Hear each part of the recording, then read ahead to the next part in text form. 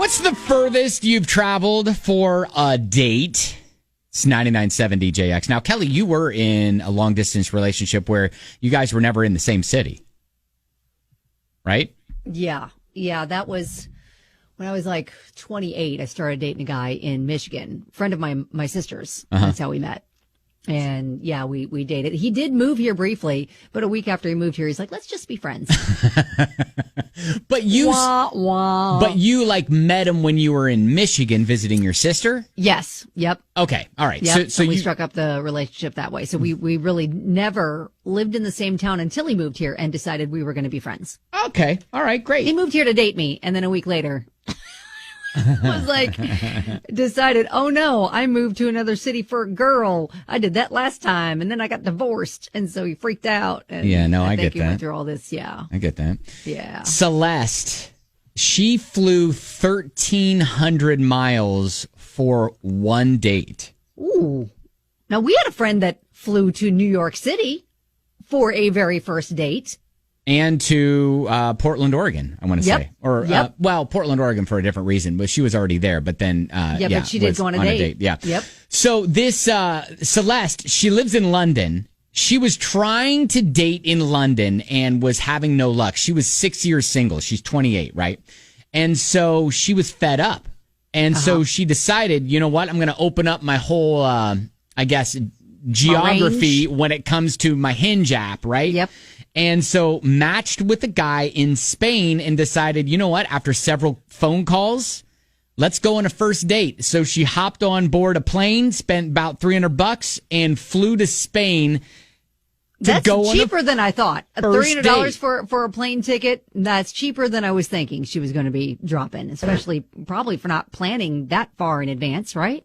Going to fly to Spain to go on a Hinge date with someone that I've never met before. And all I will say is, regardless of whatever happens over the next 48 hours, and just so you know, I have an entire SWAT team ready to come and get me if anything goes wrong. And I am being incredibly safe about this. But regardless of whatever happens between me and said man, it is worth it for how exciting this whole thing has been so far. Yeah, so she was just kind of like, you know what, YOLO, I'm just going to go ahead and do it for the plot. Sure, but we were all thinking it, though, like, how dangerous is this? And it's good that she was being transparent about setting up a network of people to help extract her if need be. Yeah, and the place where they went to wasn't his, like, hometown. It was kind of a mutually agreed upon spot that they could just kind of both, it was like a neutral zone, so to speak. I have never felt more alive or just like I'm living in my life. So, yeah, wish me luck. Yeah, good luck. That's fun. So did it work out? So there apparently has been several other dates after that, because that happened in mid-April, right? So not too long ago. Mm-hmm. And she apparently has deleted Hinge, and he returned the favor and visited her in London for a weekend. Okay, so there seems to be some potential. She's like, so when you say deleted Hinge, there's either one of two reasons why she did that. She's given up on men altogether, or she's going to give this a shot and not going to be window shopping anymore. Right. Oh, exactly. Good. This could be a fun, epic love story. So, how far have you traveled for one date? I went to Indianapolis once. Indianapolis. And about 30 minutes in, I knew I wasn't going back. Yeah. About 30 minutes in, you were like, nope. So I remember a long, long time ago, when I was in college and, we were in chat rooms and things like that, right? Uh-huh. And I got on a phone with someone from like Seattle or something like that. And so I'm talking to her and everything. And then I'm like, she's like, so, hey, do you want to come out and, visit? I'm like, No. I'm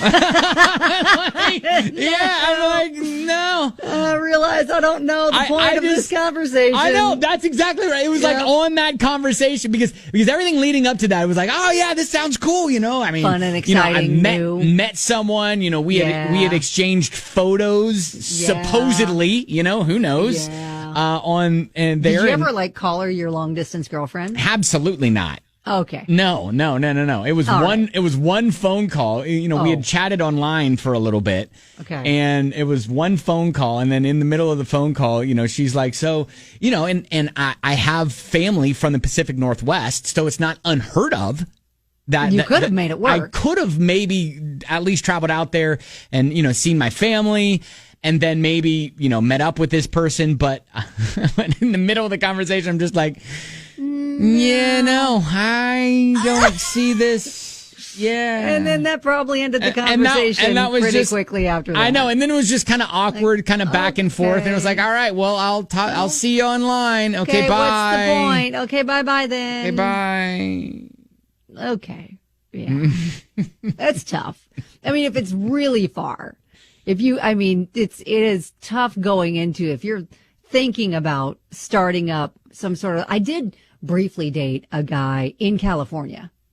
Okay, and that was awkward. See, that's gotta be. I flew out to see him once. Now, did you meet? You met here though, here, right? Yes, they were in town. Right. He was a producer on a TV show, and they were doing some casting here, and then I flew out there to see him. But it was like when I was flying out to see him, that was the week I met my husband. Oh, okay. We went on our first date, and then I flew out there, and I was like, yeah, that's when I kind of decided, I think I'm going to see what's going on with the guy I met in town. Right. Good decision. Yeah, I was going to say, it worked out for you. It worked out. All right. But sometimes that's how life kind of reveals the right answers for you. If you've got a good story about the furthest you've ever traveled for a date, 502-795-1997.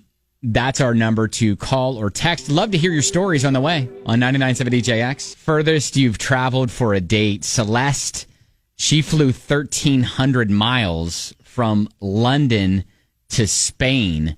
And it sounds like it might be worth it. She deleted Hinge, and he's been to London to see her. So, keep his fingers crossed. There's a little spark there.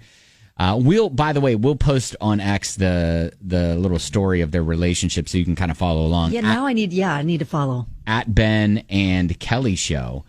Ashley said, I once flew to Redondo Beach, California for a first date with a comedian that I met at a dumpy bar in Clarksville where he did a one-night show.